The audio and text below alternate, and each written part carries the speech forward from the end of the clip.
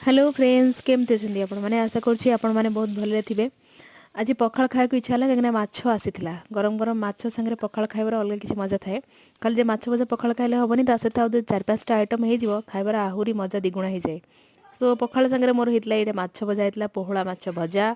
ता सांगे टिके यहाँ मिक्स गोटे होता सारू आड़ू आलू बड़ी टमाटो बैगण ये सब पड़ी गोटे होता ये शाग भजा यहाँ हूँ पियाज संढा आलू बैगण भजा आ सांगे टिके इच्छा है कखारू फूल जो बेसन और कॉर्नफ्लोर देकी छणा जो खाइले भल लगे सेटा आ सांगे टिके सुकुआ आ सुकुआ सांगे मु टिके लंका को दलुची लंका सांगे पियाज खाइबार मजा माने आउ कहले न सरे